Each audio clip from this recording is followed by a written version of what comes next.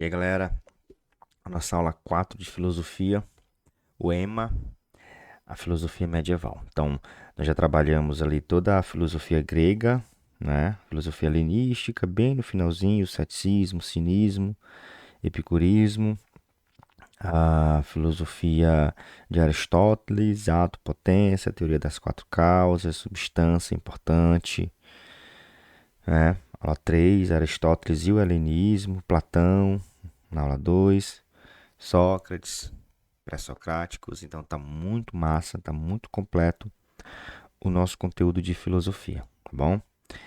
Vamos agora para a aula 4, nós vamos falar sobre a filosofia medieval, né? É um período da filosofia interessante, vez e outra o Ema coloca uma questão, tudo bem?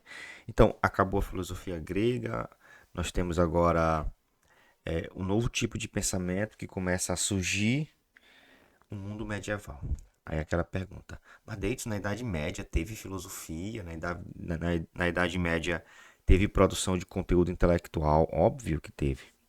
Claro que eu tinha a igreja, eu tinha o monopólio da igreja sobre tudo, mas essa igreja ela vai precisar de alguns argumentos, inclusive argumentos racionais e filosóficos, para justificar o que ela acredita. E ela vai buscar essa base na filosofia. Então nós vamos ter uma tentativa, tá? Quando eu falo de filosofia medieval, o tópico que eu tenho que ter como central, que a filosofia medieval, ela foi uma tentativa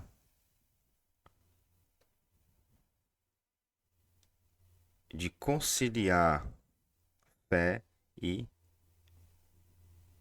razão, tá? É isso que vai, de fato, definir a filosofia medieval, tentativa de conciliar fé e razão. Servidos com um cafezinho? Filosofia e café combinam, né? Beleza. Então, foi um período, óbvio, que nós tivemos uma influência da Igreja Católica, tá? Influência,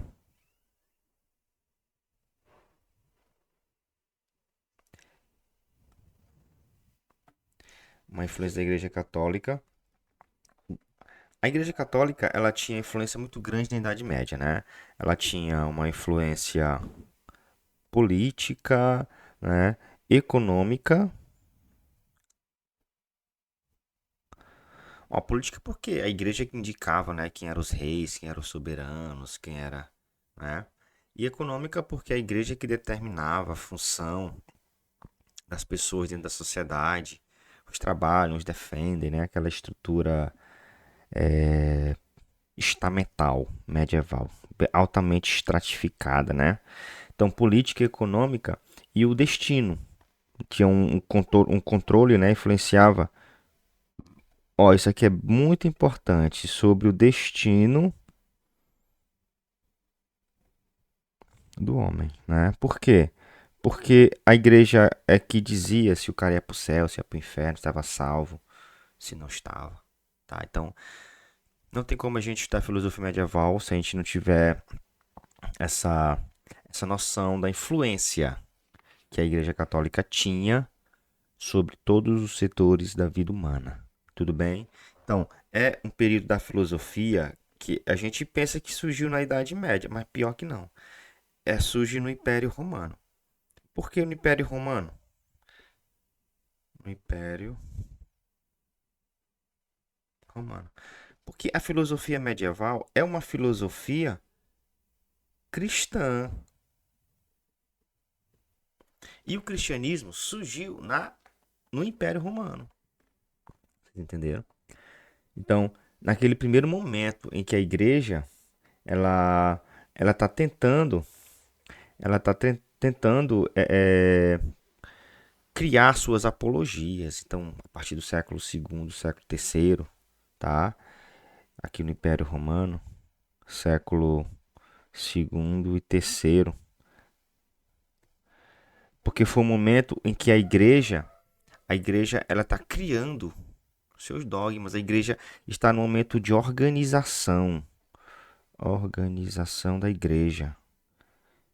Então, se eu estou organizando a igreja, se eu estou criando as doutrinas, se eu estou criando os dogmas, se eu estou criando as apologias da igreja, aí que entra a filosofia como uma estratégia de justificativa disso que eu acredito.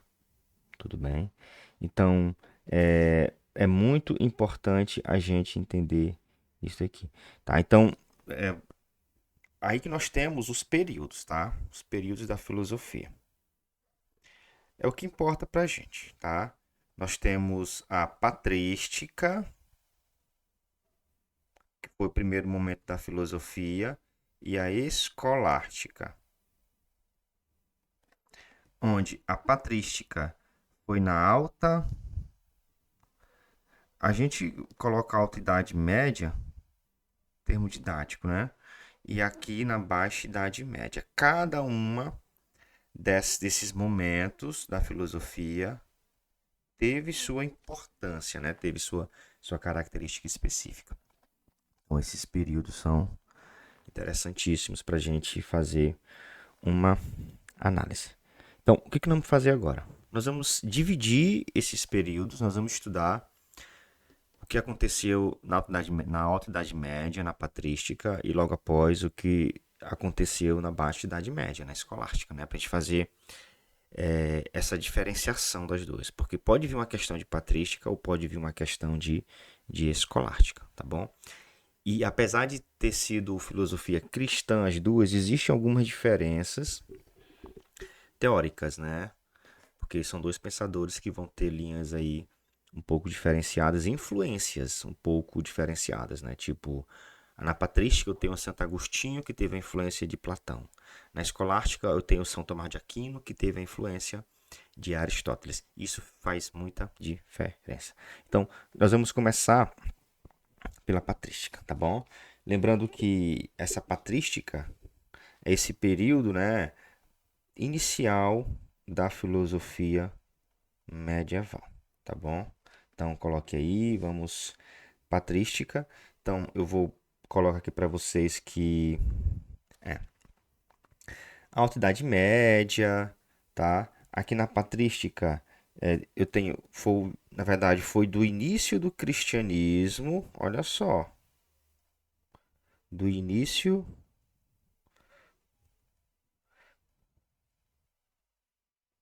do cristianismo.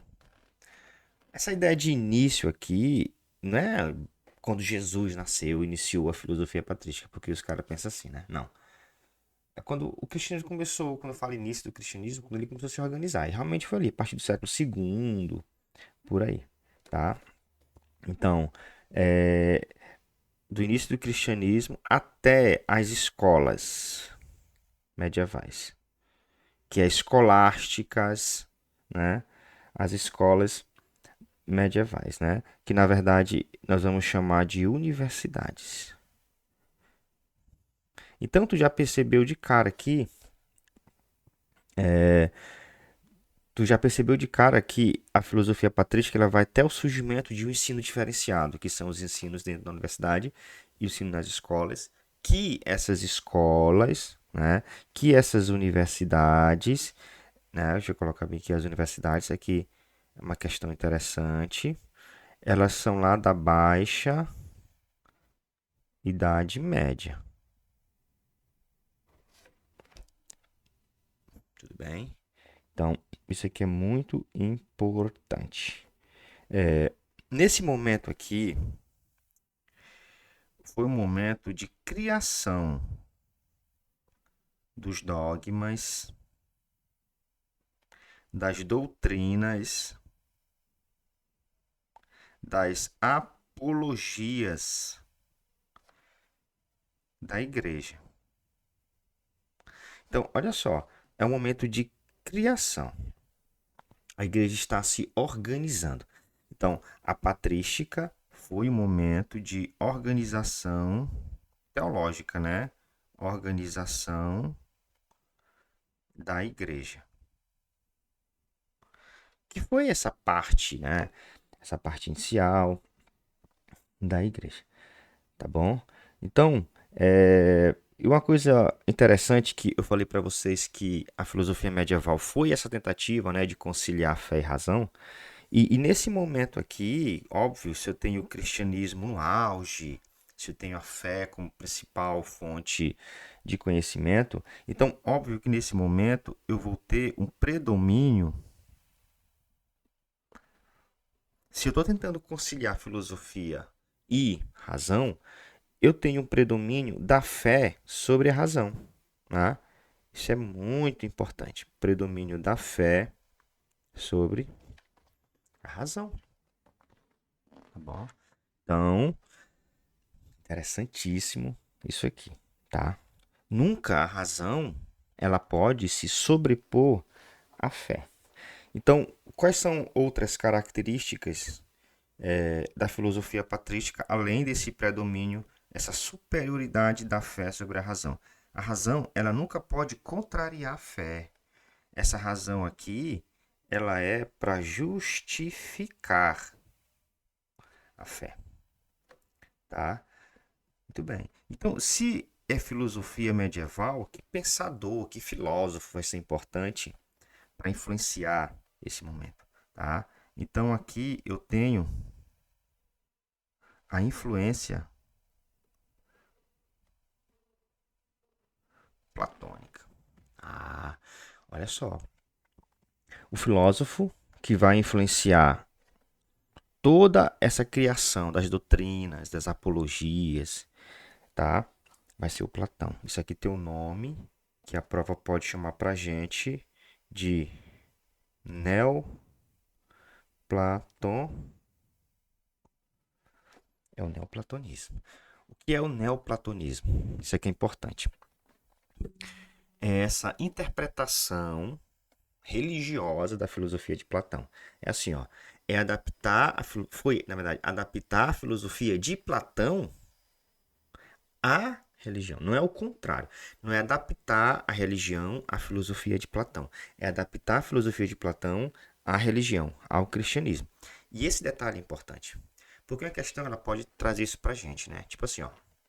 A filosofia medieval, né? A filosofia patrística adaptou o cristianismo à filosofia de Platão. Falso.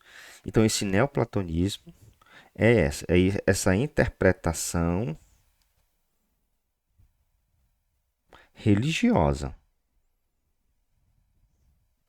de Platão, tá bom? Não é o contrário, não é adaptar Platão, ou não é adaptar cristianismo a Platão, é adaptar Platão ao cristianismo, certo? O principal pensador desse momento aqui, nós vamos falar dele, das teorias dele, que são teorias neoplatônicas, é o Santo Agostinho, tá bom? Então, primeira coisa de Santo Agostinho, ele se converteu ao neoplatonismo. Reza a lenda, né, que ele era maniqueísta. Ele acreditava que as entidades bem e mal eram entidades físicas, né?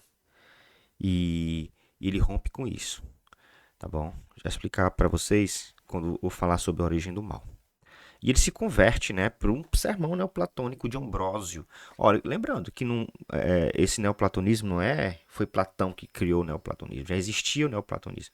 O neoplatonismo ele é caracterizado até como uma filosofia helenística, um momento de transição ali né, entre o mundo antigo e o mundo medieval. Então essa característica de transição é importante, por quê? Porque de fato quando eu tenho a transição do mundo antigo para a Idade Média, eu tenho a visão religiosa predominando. Então as filosofias são adaptadas à religião. E o neoplatonismo já vinha como uma dessas filosofias. Tá bom? Muito bem. Então, eu tinha aqui o neoplatonismo, que já falei ali, que é essa interpretação religiosa da filosofia de Platão. Ó, outra coisa interessante sobre a patrística é que não havia, galerinha, uma unidade, né, das comunidades cristãs. É por isso que esses padres, esses pioneiros da igreja, porque a filosofia patrística é uma filosofia dos pioneiros da igreja, tá? Não havia uma unidade entre os cristãos. E a função agora da patrística, de fato, vai ser criar essa unidade, tá? Então, surgiu a necessidade de formular uma unidade, tá bom? E a patrística vai ser esse momento, tá bom? Muito bem. Então, quais são as questões centrais de Santo Agostinho? Então, o neoplatonismo, já falei para vocês, né? É, tem um que é importantíssimo demais, que eu acho um dos mais importantes, é sobre a origem do mal, tá? Na verdade, o mal para Santo Agostinho é uma ausência do bem. Aquela história, Deus não criou o mal, tá? O mal, ele surge quando o homem, ele surge no homem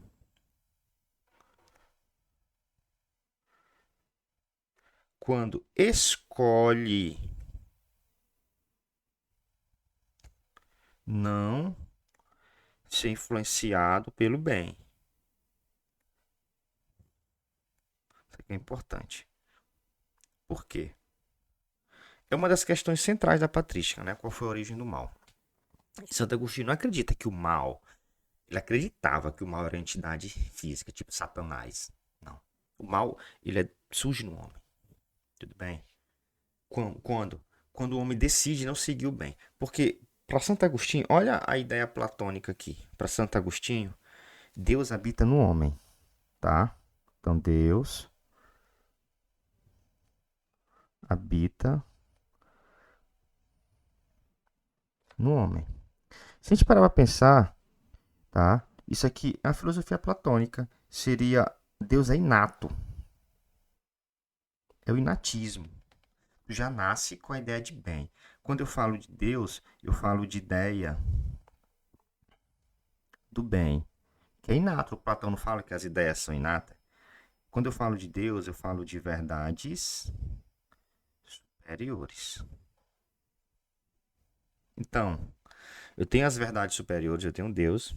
Só que quando eu não decido por isso, naturalmente surge o mal. Então, é importante isso, tá? Deus habita no homem.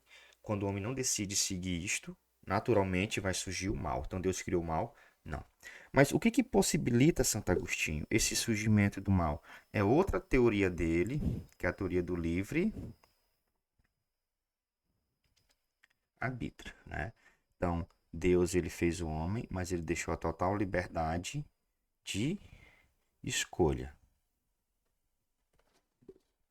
Por isso que o mal vai surgir. Se eu decido não ser guiado por essas verdades superiores, que é o Deus que habita em mim, naturalmente vai surgir o mal em mim, tá? E aí tem solução? Tem. É aqui que está o outro esquema, que é uma das teorias chave também de Santo Agostinho, tá? Que é a teoria da iluminação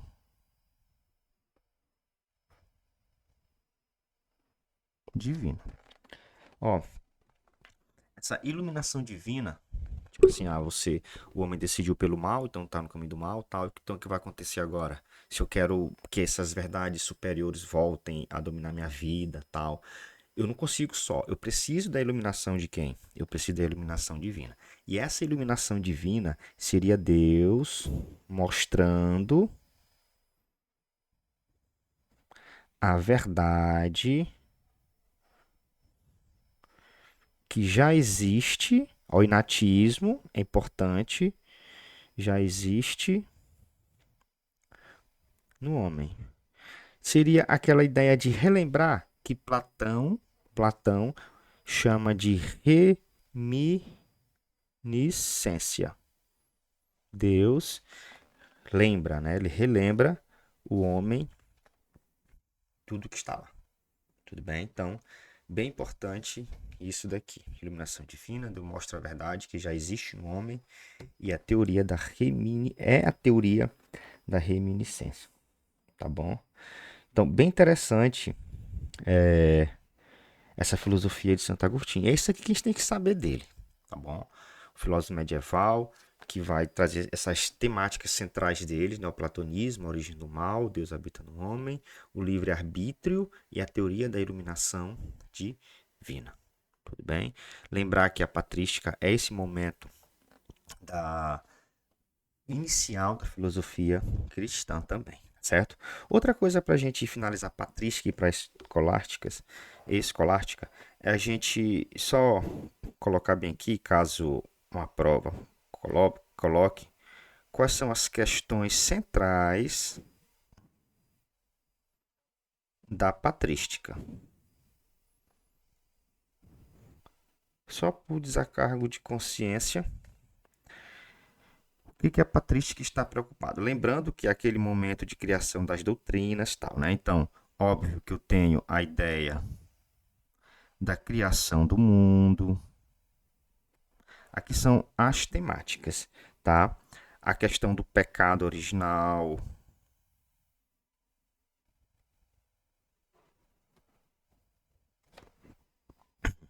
a trindade, tudo isso aqui a igreja está organizando. Como falei para vocês, é um momento de criação, formulação das apologias, das doutrinas, né? Encarnação, são os temas da patrística. Encarnação, é,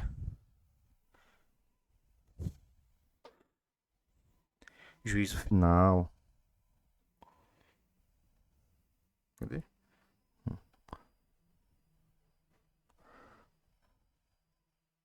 Pecado original, já coloquei, né? Existência do mal. Tudo isso daqui a igreja está formulando apologias, mas tendo como base teórica alguns argumentos racionais para justificar isso aqui. É aí que entra quem é a filosofia. Então, o que a gente percebe? Que a filosofia, na patrística, ela serviu apenas para justificar, não para substituir a fé, tá? Então é importante, ela surgiu para justificar e não para substituir, tudo bem? Então, foi o período inicial da filosofia cristã e o grande teórico desse momento é o Santo Agostinho.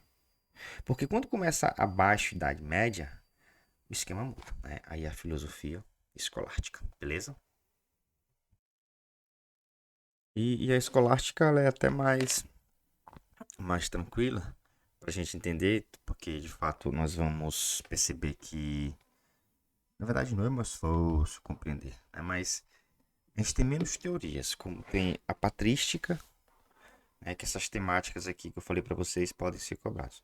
Mas quando eu falo de escolástica, finalizando aqui, para a gente fazer umas questões escolástica.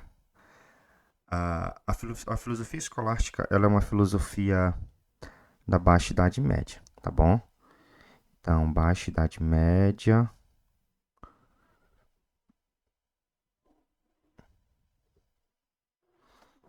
Aqui eu tenho as universidades. E aqui que é o tópico central. Por quê? Porque quando eu falo de universidades, eu me refiro a um novo tipo de ensino. Não é mais aquele ensino que está concentrado só nos mosteiros, tá? Quando eu tenho as universidades, eu tenho um ensino sistemático.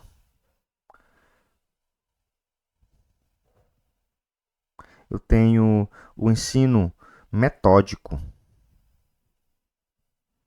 racional e crítico. Olha só, inicia uma vibe diferente de ensino. Uma necessidade maior da razão.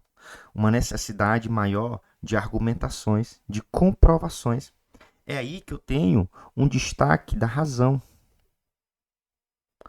A razão ela vai ser muito importante para esse momento de debate, de questionamento, de argumentações, contra-argumentações. Então, é um período diferente. Aqui eu não tenho mais que criar doutrinas, elas já estão criadas, a igreja já criou na patrística. Aqui eu preciso apenas comprovar as doutrinas. Na verdade, comprovar as verdades.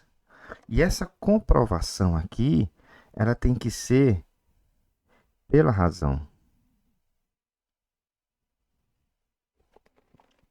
É por isso que o grande teórico da filosofia patrística é o São Tomás de Aquino, tá bom?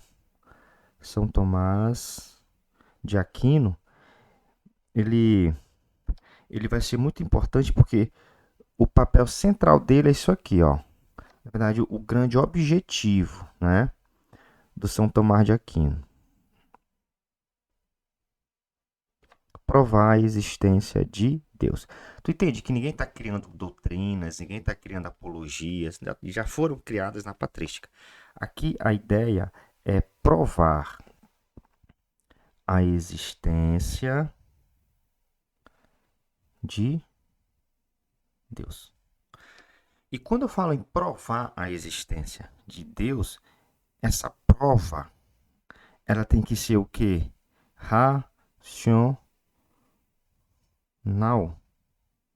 não é?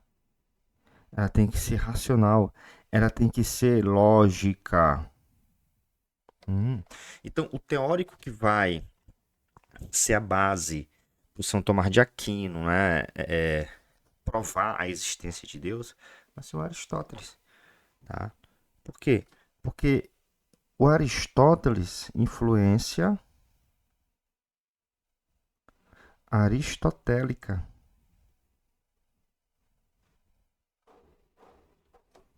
Porque o Aristóteles, ele é o pai da lógica. Então, ele vai pegar os princípios lógicos de Aristóteles para provar a existência de Deus, tá? Um exemplo aqui, ó. Um exemplo. A teoria do primeiro motor de Aristóteles.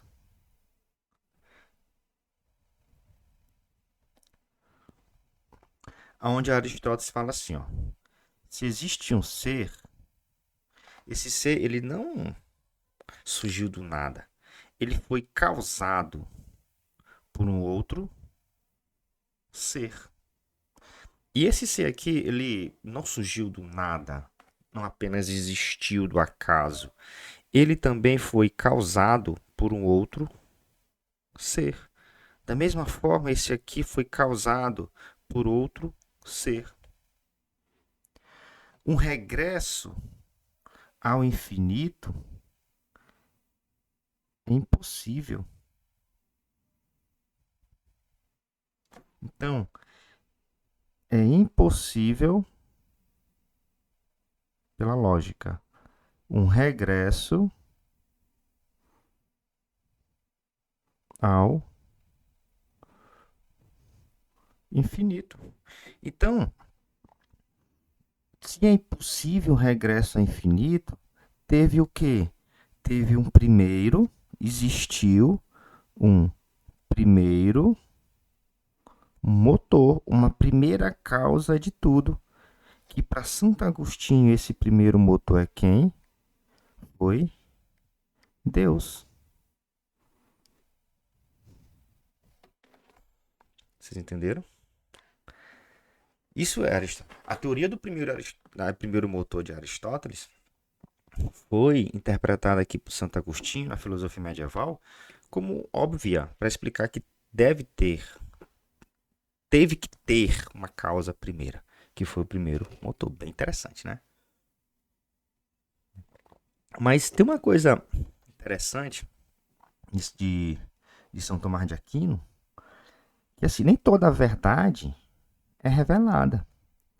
Porque existem verdades, sim, que são reveladas.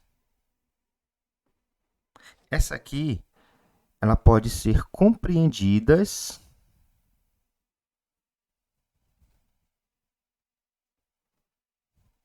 pela razão. Mas nem tudo Deus revelou. Nem tudo pode ser compreendido pela razão. Porque existem aquelas verdades não reveladas. E como que eu compreendo essa daqui? Exemplo de verdade não revelada. Trindade. Como é que Deus pode ser três em um ao mesmo tempo? Origem de Deus. Isso aqui a minha razão não pode compreender. Mas algumas coisas ela pode compreender. E aquilo que eu posso compreender, eu devo buscar pela razão. As não reveladas, eu tenho apenas que crer pela fé. Olha a fé. Percebe que nós não estamos excluindo a. Isso aqui tá errado. Nós não estamos excluindo a religião.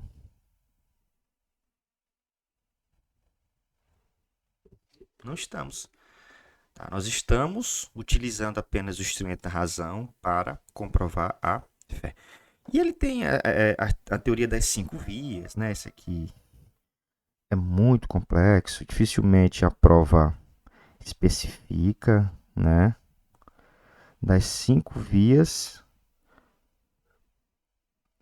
para provar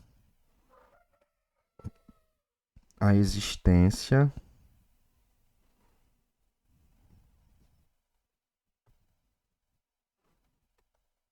de Deus, né? Tipo assim, a primeira, né? Via da causa eficiente. Né? Na verdade, a ordem não vai ser importante assim, né? Eu vou colocar na ordem aqui para vocês. A via do movimento,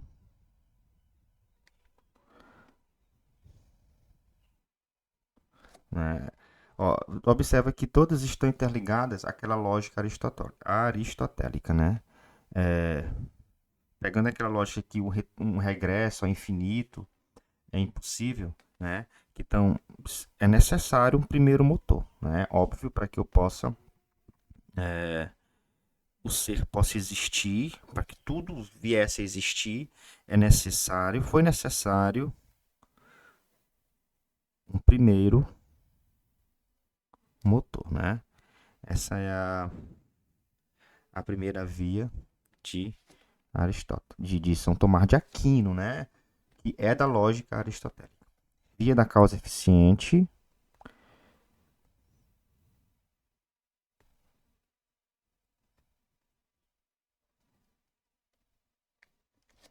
via da causa eficiente, é necessário uma primeira causa, que seja a causa de tudo. Está associado ao primeiro motor, né? Então, é necessário.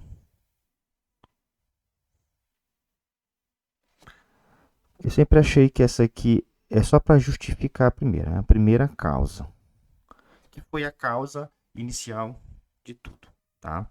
Essa aqui é mais complicadinha da gente entender, né? Via da, via da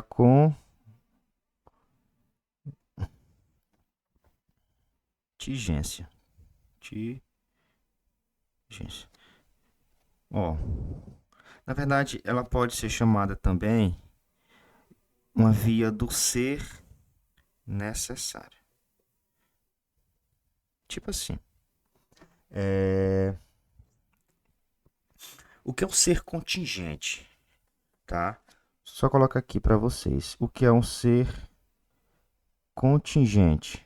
Em Santo Tomás de Aquino, é um ser que pode ou não pode existir. Isso é um ser contingente, que pode ou não pode ser. Por exemplo, essa xícara, ela é um ser contingente porque ela poderia não ter existido. Ninguém poderia ter feito ela. Eu sou contingente porque meus pais não poderiam ter me feito. Vocês são contingente. Então tudo que está no mundo é contingente, né? Só que observa que para eu criar um ser que é contingente, foi necessário um ser que não foi contingente, um ser que não poderia não existir para que pudesse criar aquilo que existe. Então é a ideia de que Deus é um ser o que necessário. Ele não é contingente. Ele não poderia não existir. Deus é o ser necessário que criou, que cria o contingente. Vocês entenderam? Chato, né? Esse aqui. É mais dificilzinho da gente entender, mas dá pra gente ficar ligado. A terceira, ou a quarta, a via do ser perfeito. Via do ser perfeito. Tu percebe, né, que a filosofia aristotélica é uma filosofia bem lógica, né? Ele pega fundamentos racionais, lógicos. Qual o grande objetivo dele aqui? Provar a existência de Deus, tá? Então, a via do ser perfeito deve haver um ser o máximo de perfeição. Deus é o máximo de perfeição. Tipo assim, ó. Se eu vejo as coisas como não sendo perfeito, perfeição, é porque existe algo perfeito. Então, existe graus de perfeição. Tá? Tipo assim, se existe o feio é porque existe o bonito, né? Então, se existe o imperfeito é porque existe o que é o perfeito. E nesses graus de perfeição nós vamos alcançar um ser que é perfeito. E a partir dele eu vou julgar as outras coisas como sendo imperfeito. Então, pela lógica, é necessário um ser perfeito para que haja imperfeição. Bem lógico, né? É bem interessante essa concepção de Santo Agostinho. E a última, né? A quinta via, via do finalismo. Via do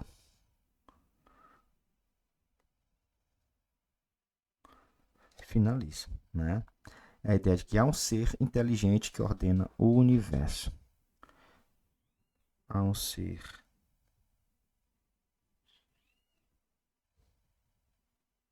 inteligente que ordenou, né?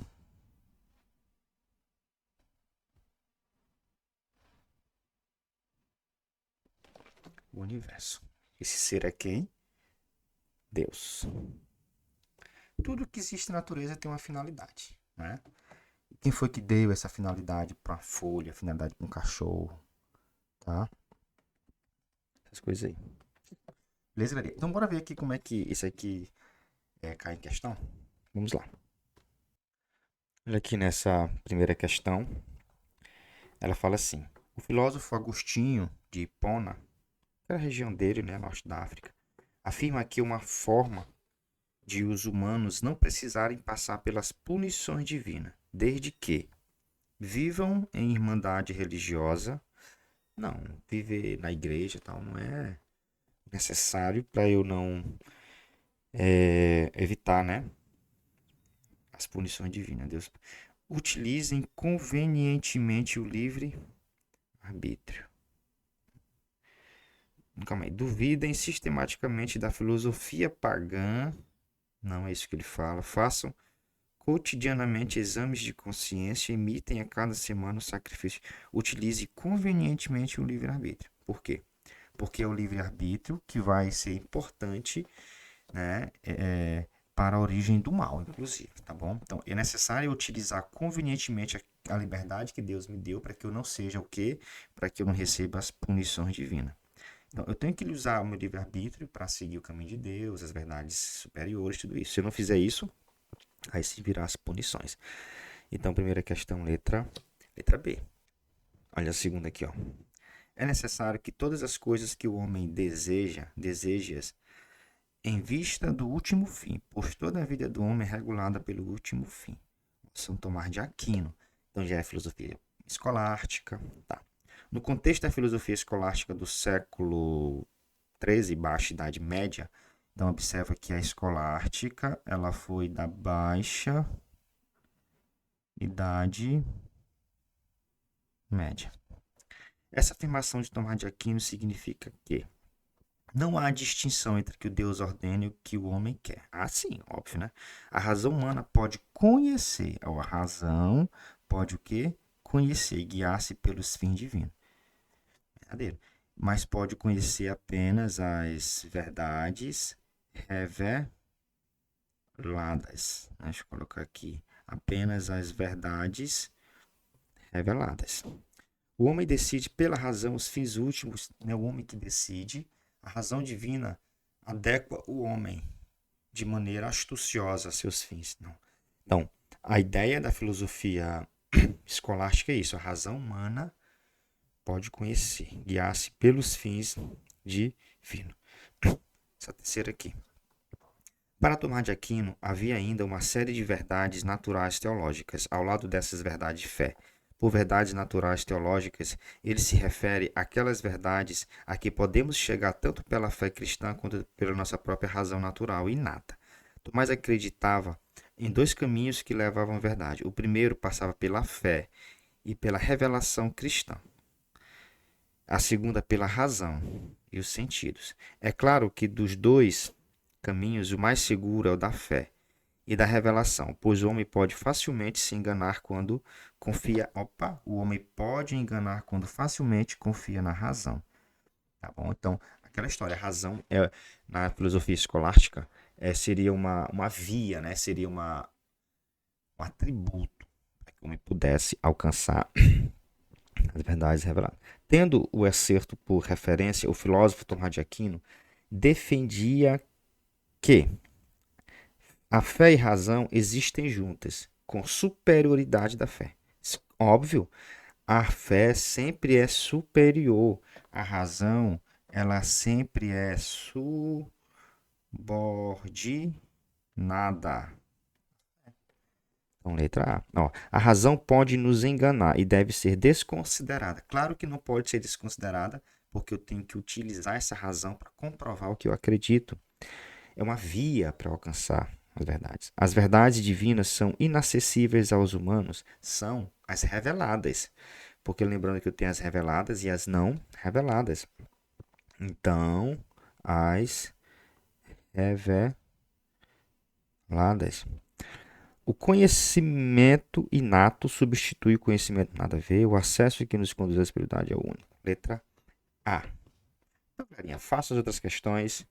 Né? Eu sempre faço umas 3, 4 para a gente pegar o time aqui.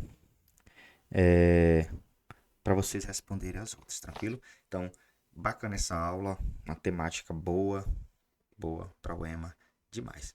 Se você entendeu, com certeza você não vai errar essa questão da UEMA de Filosofia Medieval. Beleza? Então, bora para cima. Bons estudos.